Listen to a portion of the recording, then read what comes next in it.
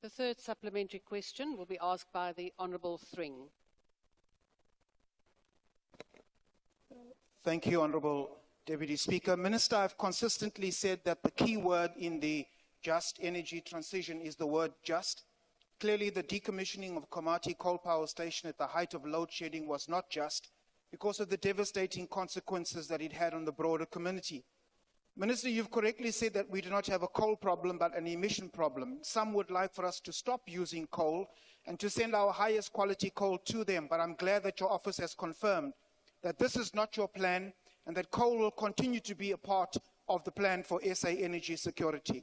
Minister, it has been suggested that low temperature coal burners and or biomass boilers be used to repurpose Komati to restore the damage done while reducing carbon emissions. Do you plan to utilize these low temperature coal burners, biomass boilers at Komati and elsewhere to ramp up energy security? If yes, please give timelines and places. If not, why not? Thank you. The Honourable Minister. Thank you very much, Honourable Thring. I'm happy that the Portfolio Committee took time to go and visit Komati. And I make the following point around the evidence out of Komati. Komati is a classic example. It's a template of how not to transition. And I think that the biggest lesson we can get out of Komati is how not to transition. Because what that does, it undermines our sovereign interest, because the totality of what constitutes just energy transitions with an S at the end is that it must take into account the sovereign and domestic requirements.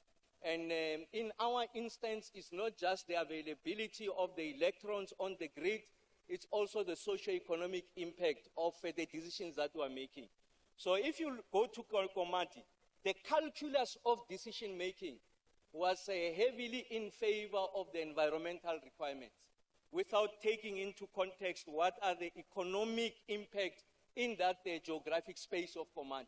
And Komati's principal economic anchor is coal and the associated uses of that fuel, in this instance, the Komati Power Station. You have gone there, you have seen how we have decimated the place. So what's the point I'm making? Yes, we are looking at all types of technologies. I've spoken about what the Chinese are doing.